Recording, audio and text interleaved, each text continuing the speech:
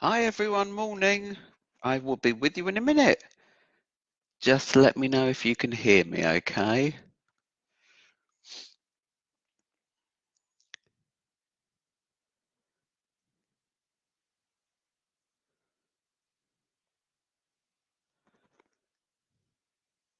Hello. Can you hear me okay before we start? Let me know if you can hear me, okay?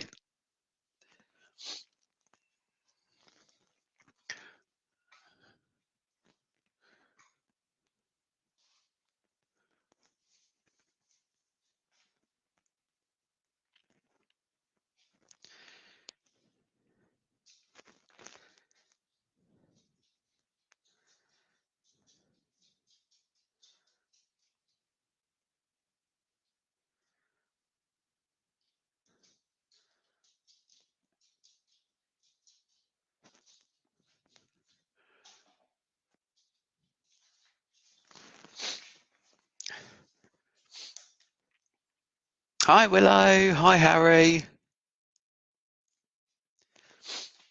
How is everyone this morning? We'll start in a little bit once we're all ready to go. Has everyone had a good day so far? How's your evening been? Lots of people joining.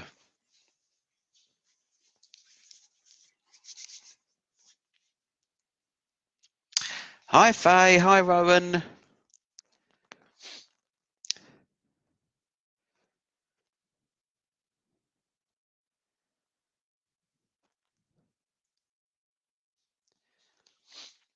Lovely to see you all this morning.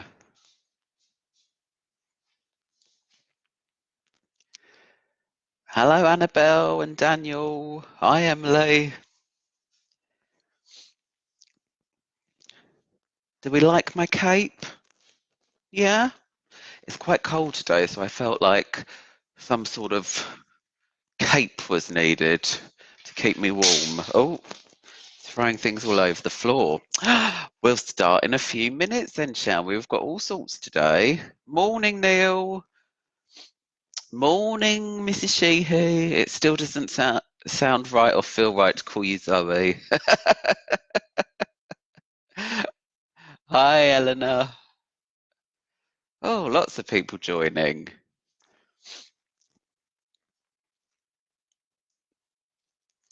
Thank you very much, by the way, for all of your poetry entries. When you do these things, you sort of worry that no one's actually going to join in. But we've had loads of poems sent to us already, illustrated ones, all different types of ones for our Nils Etzer competition. So we were really, really shocked and happy that so many people have sent in poems for the Nils Etzer competition. If it's your first day listening today, yesterday we started a competition, a poetry competition, where you have to make up an imaginary animal and then write a poem about it between 10 and 20 lines. And it can rhyme, it doesn't have to rhyme, it's up to you. And then you need to email your poem to me, and my email address is ian@thereadingrealm.co.uk. And you can illustrate it, entirely up to you what you do and how you write it. And then Nils Etzer, the children's poet Nils Etzer, is going to be judging the competition and sending out a signed and dedicated copy of one of his books to the winners. And we've had loads in already, so we're very, very impressed. Okay, I'll do a few more hellos. Hi, Charlie. Hi, Isabella. Hi, Jemima. Hi, Jacob. Gracious me, we've got lots of people. Oh dear, my dad's watching. Hello, Dad. Okay, we'll get started then, shall we? So, we've got a really, really exciting day today because we're going to go over some of our sign language that we've been learning over the last few weeks. And then we have got an exclusive extract from a book called The Shop on Peculiar Hill, which is written by Grimly Darkwood, and it's one of my favourite books. And I asked him if I could read out a chapter from it, and he said, yes, absolutely. So we've got some activities linked to that today as well. So shall we just have a little warm up and a little get ourselves ready, because it's very cold out there at the moment, isn't it?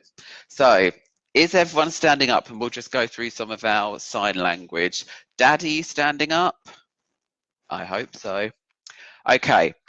Here we go then. So yesterday we started learning the days of the week, didn't we? Can you remember? Right, nudge your adult next to you or your brother or sister next to you. Make sure they're standing up, and then we'll get going. Okay, so we started off with Monday, then Tuesday. Can you remember Wednesday? Wednesday. Thursday, that was a bit trickier, wasn't it? T and an H. Thursday, Friday, Saturday, and Sunday. How many did you remember? Did you remember them all? Did you remember a few of them? How many did you remember? Let's go again, shall we? Okay, so Monday, Tuesday, Wednesday, Thursday, Friday, Saturday, Sunday. That is a bit odd, isn't it? Sunday. I wonder why you're clapping because it's the end of the week and you've got to go to school and work the next day. I don't know. I do not know. So they were the signs that we learnt yesterday. Last week, we learnt some other signs. Let's see what you can remember, shall we? This is actually quite annoying. Whilst it looks magnificent, it's sort of flowing and flapping and getting everywhere. But I'll continue with it. We learnt some signs for animals. We did at the zoo, and we did the owl and the pussycat. Shall we just go over the owl and the pussycat in sign language and see how we get on? Okay, let's see what you remember. So the owl and the pussycat went to sea in a beautiful pea green boat. They took some honey and plenty of money wrapped up in a £5 note. The owl looked up to the stars above and sang to a small guitar. Oh, lovely pussy, oh, pussy, my love, what a beautiful pussy you are, you are. What a beautiful pussy you are. How did you get on? Did you remember that one? That was a few days ago that when we last did that one. Did you remember it? We also, if you remember, we did some sign language for some of the animals, didn't we? Can you remember camel? Who can remember camel? Show someone next to you. It was camel, wasn't it? Well done. Who can remember grey wolf? That's a tricksy one, that one. There was two signs for that. Can you remember?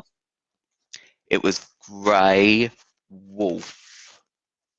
Did you remember that one? So we had camel, didn't we? And grey wolf. What other animals did we have? Can you remember? What other animals were at the zoo?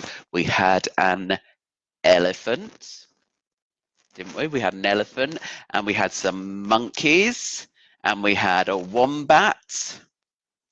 And I think that was it, wasn't it? I wonder how many of those you remembered. A little bit, a bit of it, not sure. Keep practicing it. So you've got days of the week to rehearse, and you've got those animals as well to learn, okay? We also did colours as well, didn't we? So do you remember some of those colours? We had red, didn't we? And green and orange and yellow or yellow. Yeah? We had lots of different colours, didn't we? Well done if you remembered them. Lots of you remembering them. Right. Now it's come for a very exciting bit of today because we have got a story to read together. Well, parts of a story, certainly. And that story is called The Shop on Peculiar Hill. And it is written by a man, a bit of a mysterious man, called Grimly Darkwood. That's the name of the author. Now, shall I tell you a little bit about him, what it says in the book? I'll show you the front cover first of all. So this is the front cover. I downloaded it on my Kindle, The Shop on Peculiar Hill. And there's lots of strange creatures in the book. It's a book about a little boy called Peter. There's Peter. And he goes to live with his aunt and uncle in the Vale of Strange. And it's full of very bizarre, odd goings on and a bit of a mystery that Peter tries to solve with a girl that he meets called Amanda. Now, I would say that Amanda was his friend, but they have a bit of an odd relationship and she's a bit of a strange character as well, but very, very good fun. And let me tell you a little bit about the author Grimly Darkwood. So it says, Grimly Darkwood was born in the year 1900 and blinkety-blonk, which was a very long time ago. In those days, things were very different from how they are today. Carts were more common than cars, mobile phones had not been invented, and if you were very lucky, the highlight of your day was to find a free plastic spaceman in a packet of cornflakes. Grimly thought that the sights and sounds of such days were gone forever. He was therefore surprised when, while studying the night sky with his telescope, he began to observe life on a planet which had much in common with those distant days. I'm just going to move that. That he could see this place so clearly was remarkable in itself. Normally, only the brilliant stars which provide such planets with light can be observed at such a distance. But Grimly found out that he could see the planet because it possessed a phenomenon. It possessed a phenomenon called strangeness, of which he was soon to learn a great deal more about. The Shop on Peculiar Hill is the first of Grimly's accounts of life in a part of that distant planet, a vicinity known as the Vale of Strange. He is determined that more such tales will follow, in spite of attacks from mysterious intergalactic forces, which he says are trying to sabotage his telescope and clog up his ballpoint pen. Grimly rarely appears in public, and his place at such events is often taken by someone called Simon Ownsley, another mysterious figure who has fulfilled numerous roles in life, among them co-editor and co-founder of a long-running science fiction magazine. There are even rumours that Grimly Darkwood and Simon Ownsley are one and the same person, although they both strenuously deny these unfounded allegations. Mr. Darkwood also wishes to deny that he is a cantankerous old goat. So, that is The Shop on Peculiar Hill. That's a little bit about the author, Grimly Darkwood. And what's really, really cool about this book is that at the moment on Amazon, it is available on your Kindle for 99p. You know how every now and again they do special deals and things. This book is currently available. So I'm going to read you the first chapter, and it's perfect. It's a perfect book for any children that are really interested in fantasy, in Terry Pratchett, in adventure stories, in strange mysteries to solve, all of those sorts of things, okay? This headset is upsetting me, but I shall carry on. Okay. Give me a like or a love if we're still with it, if we're still going, and then we'll get started. So, Chapter 1, Peculiar Hill. Peter came to live at Aunt Maggie's shop after his parents were kidnapped by pirates and eaten by tigers. And the overseers of children decided the lad was too young to live in the hut on Evil Island without them. Peculiar Hill was not exactly safe. Not by the standards of Manchester or Basingstoke, for instance. But the overseers ruled that it had the edge over Evil Island, being very impressed with the absence of any crocodiles. So Peter moved in with his aunt and uncle, arriving one day with a trunk full of all his belongings, except for his hat, which was stuffed in a hole in the wall of the hut on Evil Island to keep out the rain and the pirates. We'd better get you a new hat, said Uncle Bob as he lifted the trunk onto the back of the cart at Strange Station, with a bit of help from the station master, who didn't have much else to do as this was summer and there weren't many tourists around. Uncle Bob was a big man with a friendly face and a bulging belly. His skin was tanned and leathery, like a well-worn pair of shoes. You'll need a hat when the weather turns cold, he explained. That's right, said the station master. You'll need a hat here when the bogies start flying around. Otherwise your head will get covered in fizz. Peter climbed up into the cart beside Uncle Bob. What are bogies and fizz? He asked. He'd never heard of such things. Uncle Bob glared at the station master. You'll find out soon enough, Peter, he muttered. Then he took the reins to encourage the mules up the hill.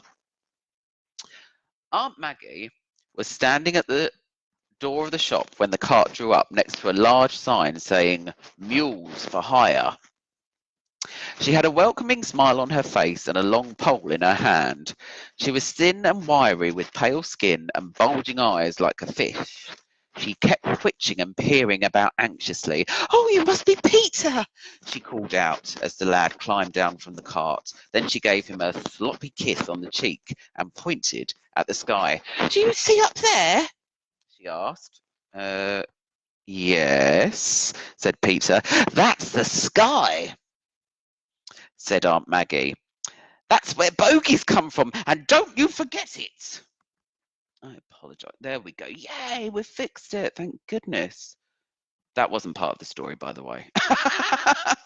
Oh, don't you go and worry the lad, said Uncle Bob. It's not as dangerous round here as you seem to think. And he took down the trunk, and it slipped and fell on top of him. Let that be a lesson to you, said Aunt Maggie, when they had called out the next-door neighbours and got the trunk off Uncle Bob with a system of ropes and pulleys. Don't you go and tell the lad it's safe round here, because it's not unless you take the proper precautions. She turned her bulging eyes upon Peter. You see that pole? She said. I always keep that pole handy in case I need it for fending off great big bogies. But the bogies don't fly till November, Uncle Bob protested. And it's not even July till a week on Tuesday. You can't be too careful, Aunt Maggie said sternly, rolling out a large bandage to put on Uncle Bob. Now, where does it hurt the most? When Uncle Bob was bandaged up, they pulled the trunk into the shop. Inside, it was quite dark. But Peter could see that the walls were covered with row upon row of shelves, crammed full with tins and cans and packets of stuff. Some of these he knew well enough, like baked beans and cornflakes, but others had small, handwritten labels which Peter could hardly read. One tin had a picture of a creature with large wings, cruel little eyes, and great big sharp teeth, and Peter wondered if this was one of the flying bogies that everyone was talking about.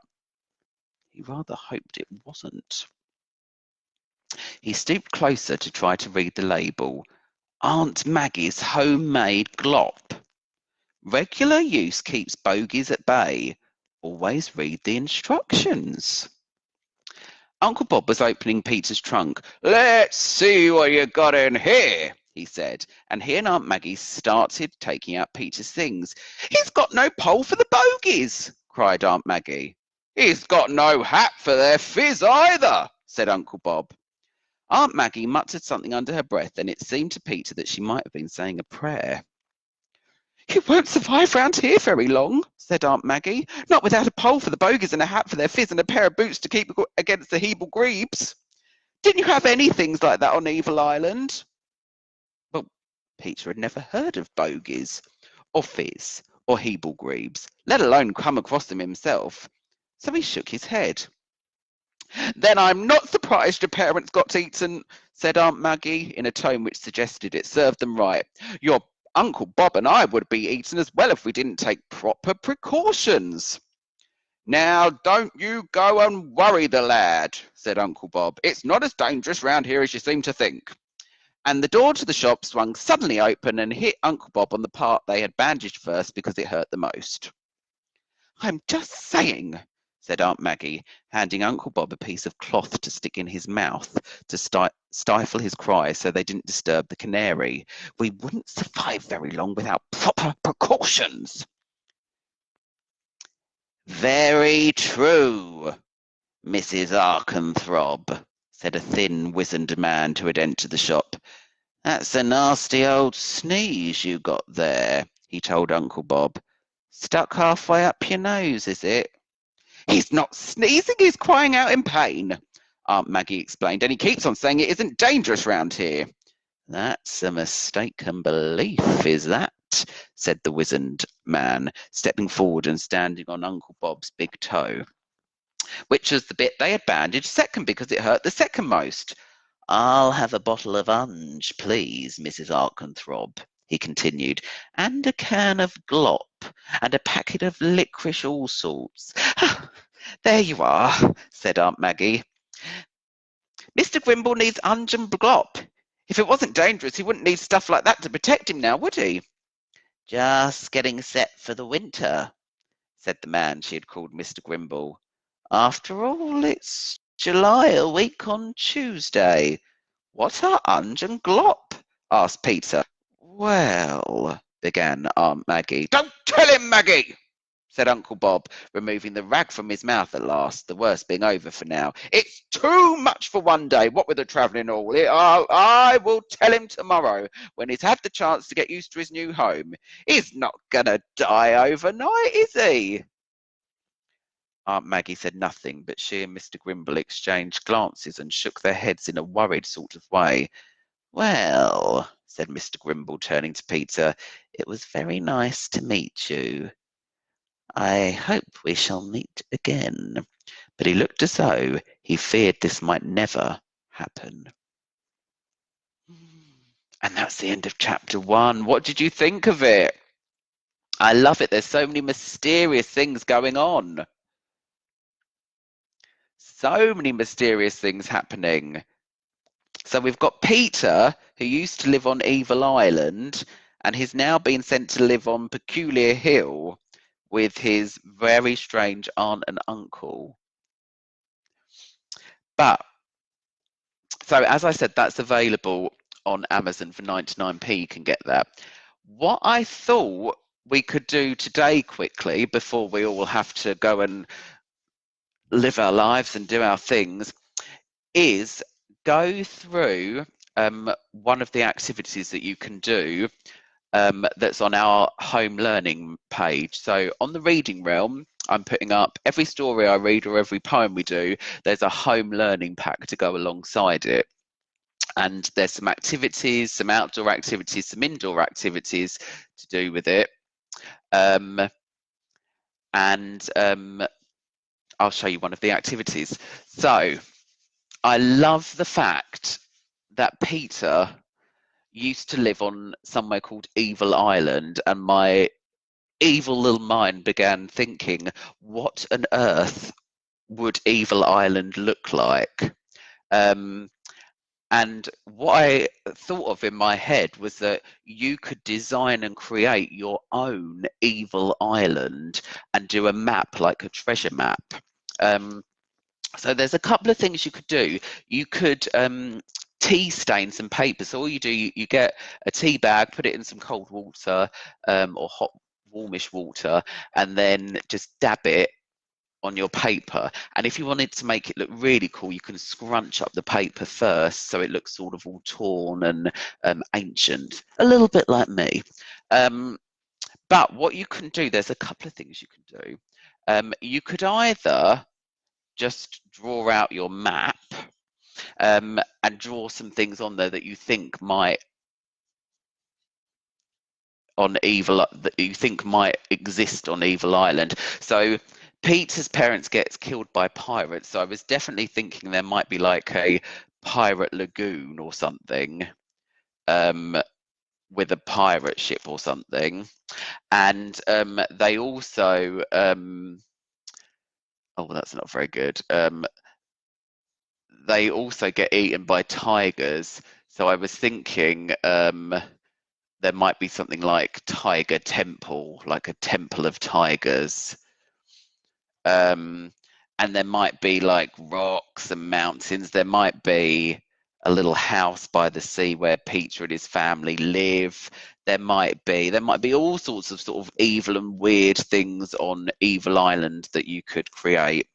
And parents or children that are interested, what you can do if you wanted to try and link that in with some maths, you could get an adult or you could do it yourself to use a ruler and draw a grid over your island, and then along the bottom you could have not there, you could have A, B, C, D, E, and up here you could have 1, 2, 3, 4, 5, and what have you. And you could get your parents to ask you questions like, what are the coordinates for Tiger Temple? And you could say, well, the coordinates are D4. Okay, so you could bring in some coordinates. The other thing you can do if you're a little bit older is turn that into, oh, there we go, let's rub that off. Let's sing while we do it. La, da, da, da, da, da. There we go. So the other thing you could do is, if you're a bit older, you might be doing coordinates in 4 quadrants.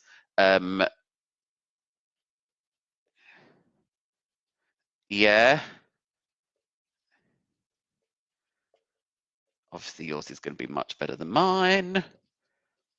And then you could draw a map of your Evil Island here. There might be a volcano or something, or, you know, and then you could say, what are the coordinates for the volcano? So you could make it a little bit harder that way if you wanted to. Yeah, so on the Reading Realm website, there's an activity pack with some suggestions of what you could do alongside the book. For The Shop on Peculiar Hill. There is also a sequel which the author Grimly Darkwood sent to me a few months ago, and I read it the other week, and it's brilliant. It's really good. It's called Stranger Days on Peculiar Hill, and that's available as well. I would probably say you're looking at 9+ for reading it, for like the age of a reader. It doesn't, if you're younger and you enjoyed it, you could get your parents to read it to you at bedtime, maybe. But hopefully you like that story and you might go and buy it or download it or what have you. Let's do some quick shout outs before we end. Let's see. Oh, lots of great feedback about the book. You liked it. It was brilliant. I loved it. It was really good. There was loads of action. Very exciting. I like the check scarf. Actually, it's not a check scarf. It's actually a floor length cape. But thank you. A few people have asked about the poetry competition. So I'll just remind you, Neil Zetzer, who wrote Gorilla Ballerina, has set you all the task of creating your own imaginary animal, which actually links really well with today's activity with the shop on Peculiar Hill, because there are lots of strange animals in that book. So that might give you some ideas, actually. So he wrote Gorilla Ballerina, and he's set you a task to create a poem about an imaginary animal. The deadline for it is this Thursday at 6 o'clock. You have to have them emailed over to me, okay? And my email is ian@thereadingrealm.co.uk, and you can send your poems over. You can illustrate them. It's got to be between 10 and 20 lines, okay? And yeah, send them over to us. We've actually already had a lot in already, which is really rather lovely. So that's great. But yeah, send your poems in by this Thursday, 6 o'clock, and Neil's going to be judging it. I'm not judging it. It's far too much responsibility for me. But Neil's going to be judging it and choosing a winner, and then we'll be reading out some of the poems on Friday, hopefully, and reading the winning poem out on Friday. Now, where is Oscar? Let me go and get him for you. I'll sing while I'm getting him. Where are you, Oscar? Where are you now?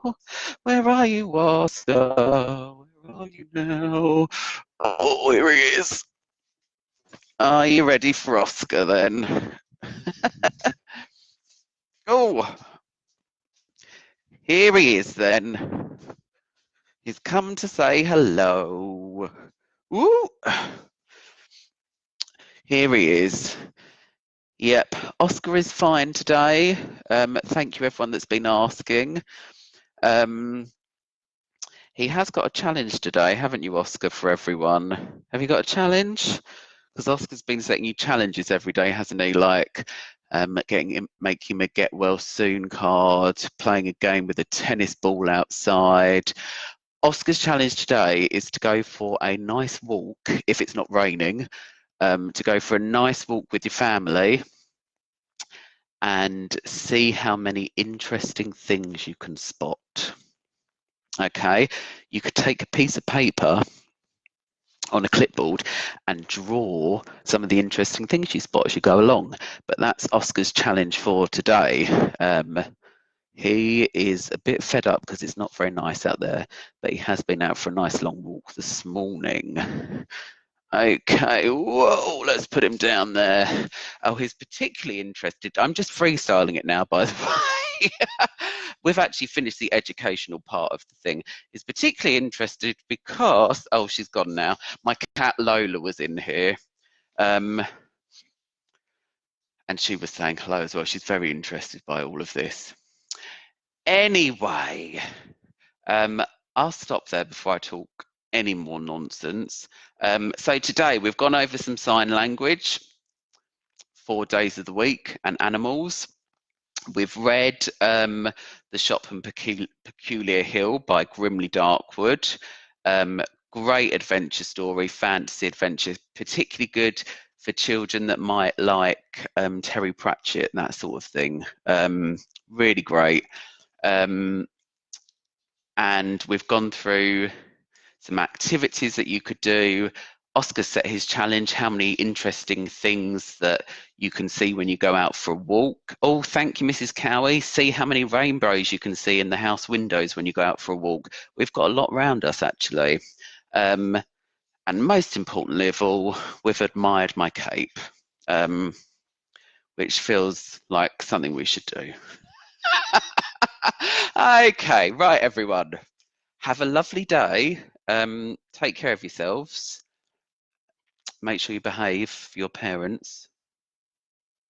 or else I'll come and sing to you. That would be a threat. Okay. Take care. Hope you enjoyed today's story. Remember, you can get it on Amazon for 99p if you did. Have a lovely day. I hope you do something interesting. And I would love to see some of your maps of Evil Island. And I can email them to Grimly Darkwood as well. Okay. Thanks for joining us, everyone. Take care. Bye.